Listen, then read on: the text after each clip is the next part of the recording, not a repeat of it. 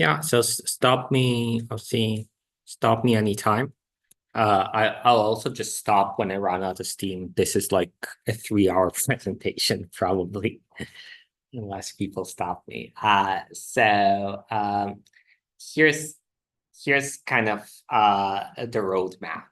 So we think about an LLM that takes a prompt X and generates output Y. And we think about it as a policy. So we'll talk about what policy means in a second, but right now, just think about it as the usual LLM, right? So it just assigns a probability to any output Y given prompt X, and it's parameterized by theta. So the usual training steps for kind of an LLM is you do semi-supervised pre-training. So that means you're trying to find the data such that for your data sets, you are assigning the highest possible probability to the actual data that you see that's not labeled, right? So you then do supervised fine tuning. So that means that you have pre-made prompt output pairs. For example, like questions to math problems and then solutions to math problems, or like questions to coding problems, solution to coding problems. And then you fine tune on those. So this is on top of the pre-training. You then also do Rlhf on top of the supervised fine tuning. So Rlhf means that you have, generally speaking, pairs of output of possible outputs to the same prompt, and you have human labels that say this is the preferred, this is the dispreferred option out of the two that are offered. In principle, you could also have, you know,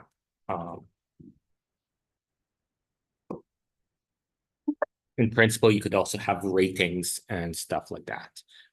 So conceptually, those are all kind of the same. In practice, like this is what people do. Okay, so the idea for Rlhf is that you treat pi theta, the transformer, not as something that just generates an output, but as a policy for, so policy meaning you are making a decision about what token to generate next, and you're trying to make it so that the policy, which is, taking the current state, which is all the tokens that are generated up to now, and you're trying to decide which token to generate next. And your goal is at the end to get a good score from the human preference model. So the human preference model is a separate network that you learn from the human preference data. So the human preference model basically is trying to give some sense of what the human would say if you were to give the y-x pair to the human. All right. So this should all look very weird. And as it turns out, as was shown last year, it is kind of weird because, like, why are you doing it in this kind of roundabout way, right? So, like, what you're doing here is like you keep trying to generate outputs y to prompts x, and then you check it with this network that you trained on human preference data. And the hope is that if you keep doing that and keep making it so that you get higher scores from the network that you trained on the human preference data, then eventually you'll start generating things that actual humans would prefer. So the intuition here is that you're trying to train control for robots. That you cannot do without RL, definitely, right? So you need to try different control strategies and need to just see whether they work out, in the sense that you don't fall down. when you're trying to actually execute the strategy. And the only way to find something that kind of works, or the only way that we know that's not to do with control theory, is to just try a whole bunch of different things, try to see if you fall down, and eventually you hope to converge on a strategy where you don't actually fall down. So the intuition is the same. It's easy to check whether you fell down in the same way that it's easy to check whether the model of human preferences says that you generated something good, but it's not necessarily, it doesn't necessarily mean that generating the actual string is easy. So as it turns out, this is like many hours later, as it turns out, you don't actually need Rlhf, so you don't need this iterative generation of new stuff in order to succeed. Okay.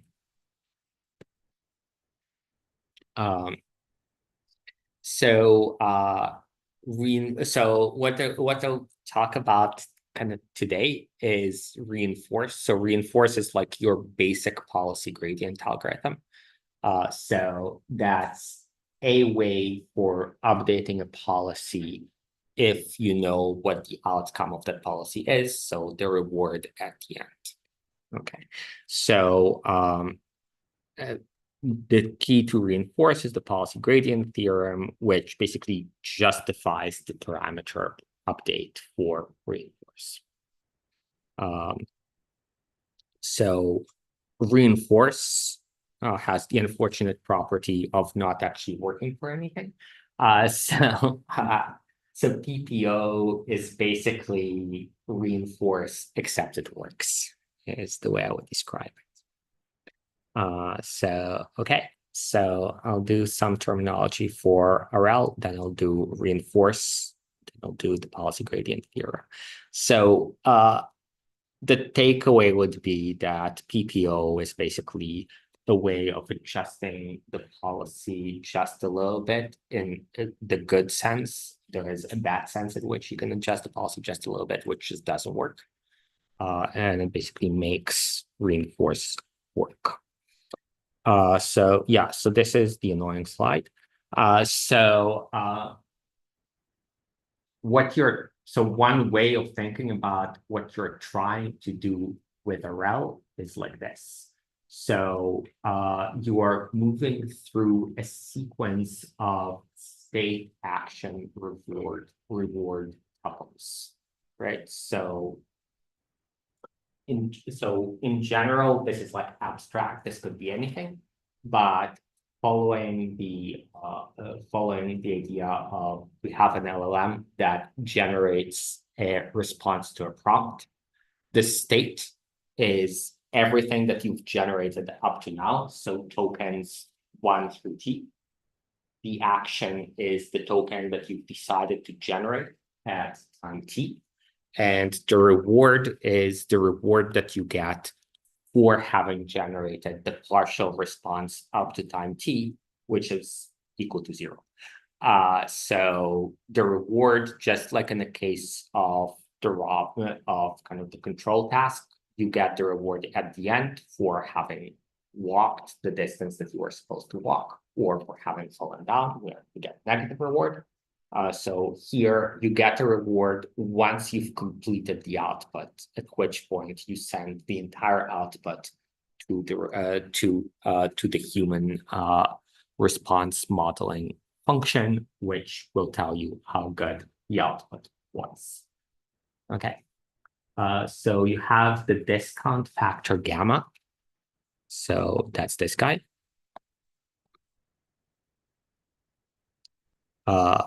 Yeah, so it's actually like being like broadcast live on YouTube. So if you go to like the live tab on my YouTube, it's there already. So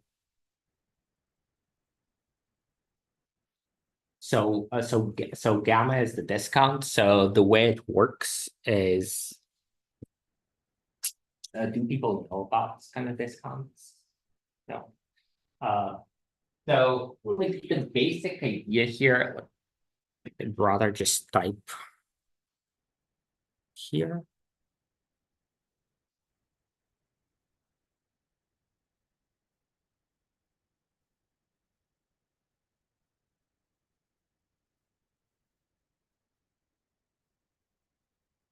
So like it like comes from economics as well, right? And the idea would be that I'd rather have $10 now than $10 200 days from now. So how much would I rather have it now? Well, so like $10 200 days from now is worth, $10 times gamma to the power of 200. So that's what I mean by discounts. So kind of the more into the future the reward is, the less I value. So this gets into the return, which is what I'm actually maximizing. So the return is the sum total of the time discounted rewards, right? So RT is the reward, like the actual thing which I get, which a lot of the time would be 0. But then if the reward is very far into the future, then it counts less for GT. So GT, again, like that's the thing, starting from time T, what's the total amount of rewards that they'll get, which in the case of Rlhf is just, gamma to the power of the amount of tokens left times the reward at the end, because most of them are actually 0. Right. But in the general framework, it could be different. Right. So now we have kind of the value and the Q function. So the value function, basically think of it as the expected return if I've generated state S. So state S, again, is the string up to now. And this is basically like what's the expected return that I'll get if I've generated the string S up to now. The Q function is basically the same thing, except what's the expected return if I start with string S and I generate A. So it's almost the same. Okay. So now we have the policy. So the policy is just the probability of doing action A in state S. So in the case of generating strings, what's the probability of generating the token A with, the initial string S? And now this is a complicated thing because that's kind of not really tractable to compute, but that's something that's available abstractly. So this is if I follow policy pi, so if I use the LLM specified by pi in order to generate stuff, what's the probability of generating this? Like out of all the ways in which you could do it. So, okay. So now we get to define the reward function. So the reward function is the weighted sum of the values of generating every possible S. So the value depends on the pi, right? Because it might be that for some policy, starting with S is really good, but for another policy, it's not. And then this is weighted by the probability of actually generating this. You can also just rewrite it with probability of doing action A in state S with Qs. So this is like not really different. Does that make sense? Okay. So that's just kind of the terminology. So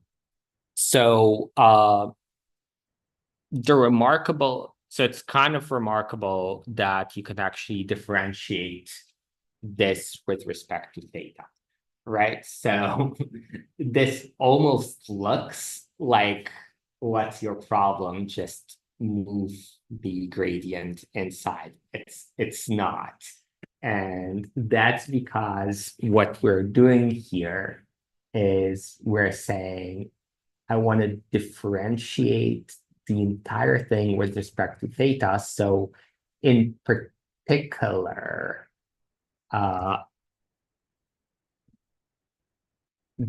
So in particular, if I change theta, I also change the probability of having generated those states. And I also change the probability of action A in state S. What is theta again? So theta is just the parameters of the LLM, right? So I change theta, I like change everything. And yet, by the policy gradient theorem, you can actually express this in terms of gradients of log by theta. Right? So that's kind of a remarkable thing. Now, an expectation does pop up here, which wasn't there before. So the expectation is kind of there in the sense that you can think of J theta. So this weighted sum of V of S as the expectation of V of S, right? Because like you have kind of the probability of the state times the value of the state. So yeah, you can look at the derivation if you want. So the intuition for why this would be possible at all is that you change the theta a little bit. If you change it just a little bit, all that you change is the probability, kind of the probability of having selected action A, but you would probably still have selected this action A. Okay, so I think that's kind of the intuition. I haven't formalized it. All right.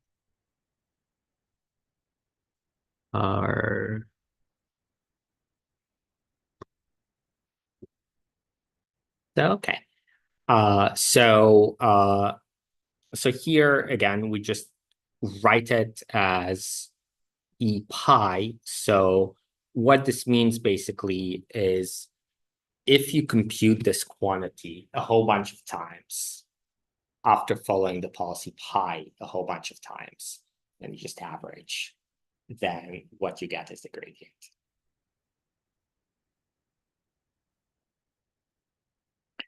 Okay. What does that give us? So that actually gives us the reinforced algorithm, right? So the reinforced algorithm is basically a way of adjusting the theta, so a way of adjusting the parameters of the policy such that you're following the gradient to increase the expected return, right? So how do you do it?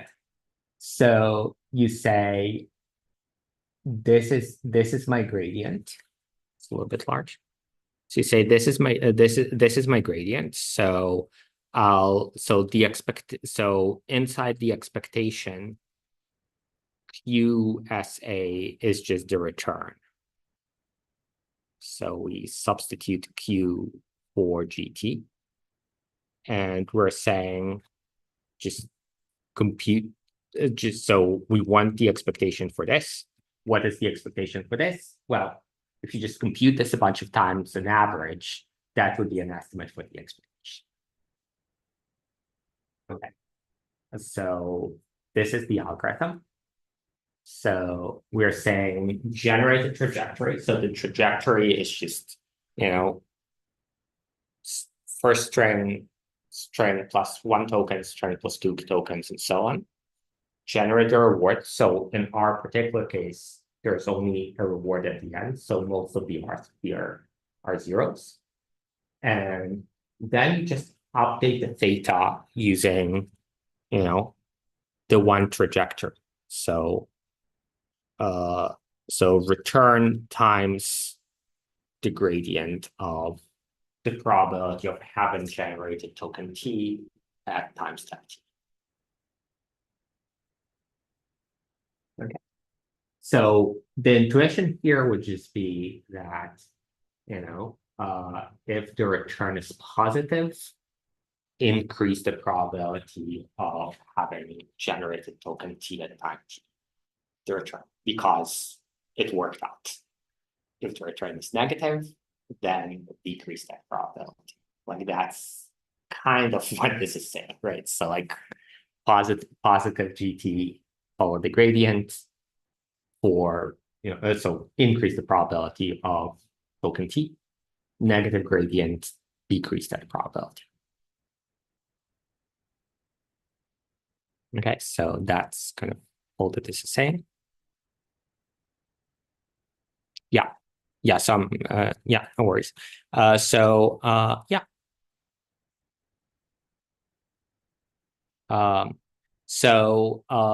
Then there is the business of actually trying to make it work. Because like none of this stuff works. So like for one thing, instead of just multiplying the return, instead what you do is you estimate the advantage. So the advantage is the return that you got minus the return that you would have estimated using a separate network given kind of the parameters from before. The other thing is that this doesn't actually work in the context of our Rlhf. So forget that slide. It's not that interesting, or at least in this context.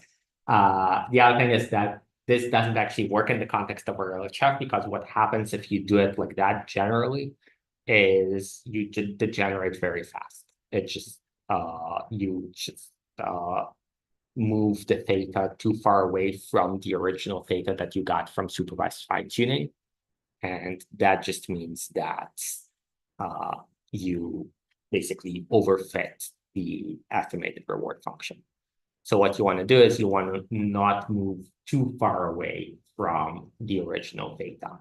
The problem is that if you constrain the theta to just like in Euclidean space, not to move far away from the original theta, then you also won't learn.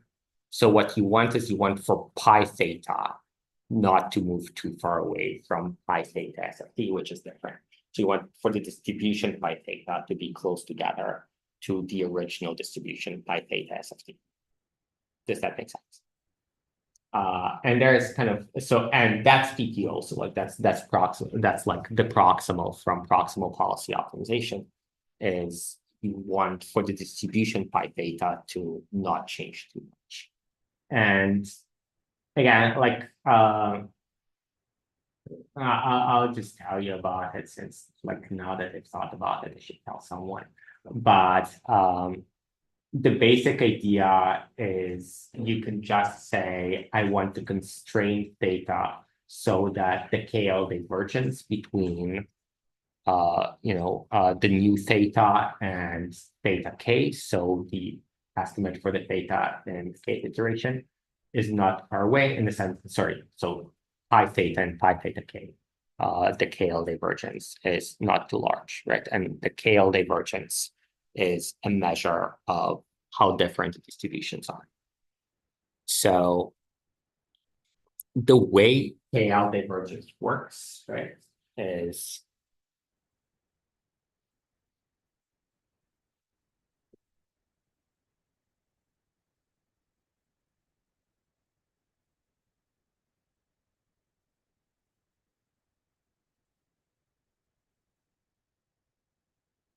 so it's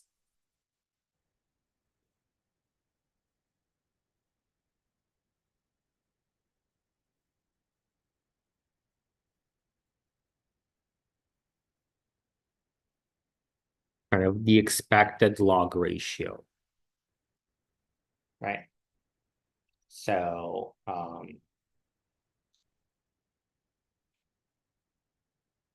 minus or no, this is fine.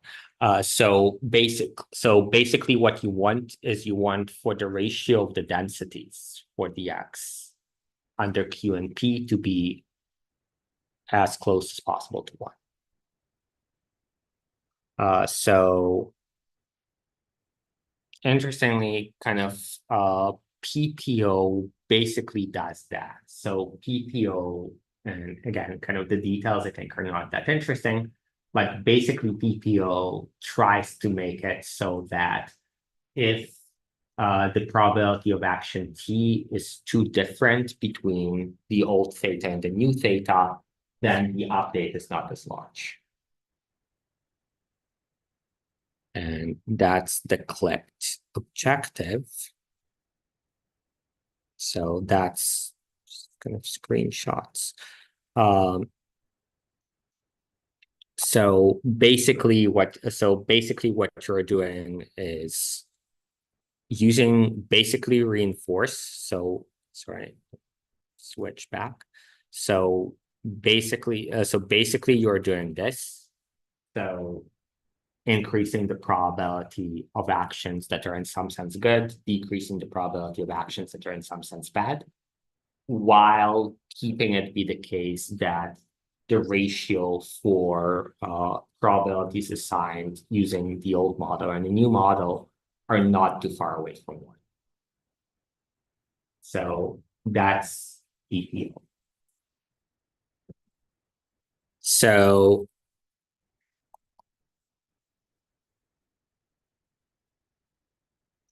again, kind of in the context of LLM, so the reward is kind of the model of the human feedback. The policy is just generating tokens, and then you can optimize it using PG policy gradient kind of style things. So one last thing I will say is you can actually implement it. Not that we would, because there is code available, but this looks weird, but is implementable in PyTorch. The way it's implementable in PyTorch is you just say, I think I have it in the slides somewhere. Oh, I have it like this. So you this is PPO because this was a presentation about PPO in some sense. But essentially the way you would do it in PyTorch is you would compute GT. So GT is just a number, right? So this is the total return. So essentially gamma to the power of how many tokens are left times whatever the human reward network says. And then you multiply it by log pi theta AT so log the probability of having generated token number T given everything up to time step T. And then you can just plug this into PyTorch and say dot that. So GT are just constants. This is a PyTorch. This is a PyTorch tensor that depends on theta, which you can differentiate with. And then just theta that backwards and add half the times the gradient. So it's kind of unrelated, but how does the human reward work? Like, how is it like? Is it like the how is it assembled? So it would generally also be a transformer. And then you just train this transformer to basically output high if left. So two inputs, like one preferred, one dispreferred, and you get it to output high if left is preferred, you get it to output low if right is preferred. But basically it's like a transformer with kind of an extra output that you just make fit the human preference state. And the idea would be like human preferences are expensive to elicit. So you kind of get it to interpolate between human preferences so that you can, so you're generating new strings all the time here, right? And you want to know what a human would say about those strings, and the way you do it is via this network. And like the reason this is trouble is that, you know, the space of possible output possible strings is huge. You're interpolating between them. You can't do it really well. So that's why, or part of why at least, like if you wander too far away from the original pi theta, it just stops working anyways. All right. I think that's enough for today.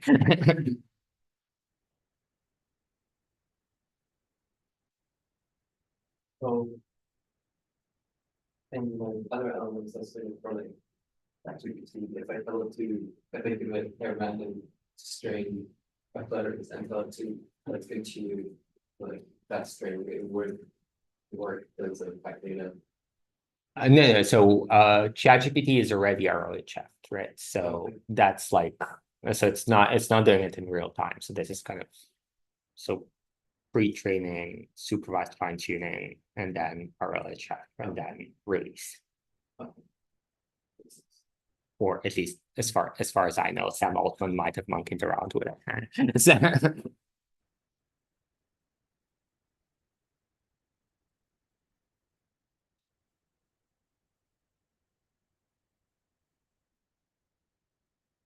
yeah, so do I have?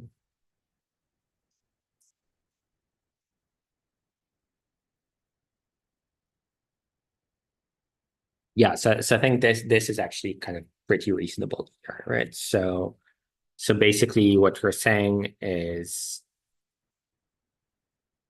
so two things that are happening. So we compute the advantages. So the advantages are kind of like positive or negative weights. Like, do we want to push the probability up or do we want to push the probability down? And then you so right. So having computed those advantages, you then, this might be a bad slide.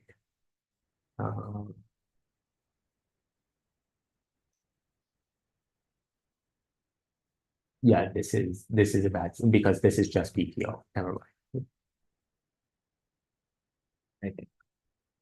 Yeah, okay. I'm happy to do it next time.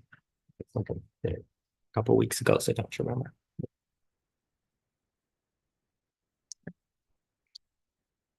Cool. Okay, all right. Yeah, so let's yeah, so like if you guys decide to kind of do something in the next week, I'm happy to participate. If not, I think that's also completely reasonable. Have kind of a workshop a long time from now. So maybe talk about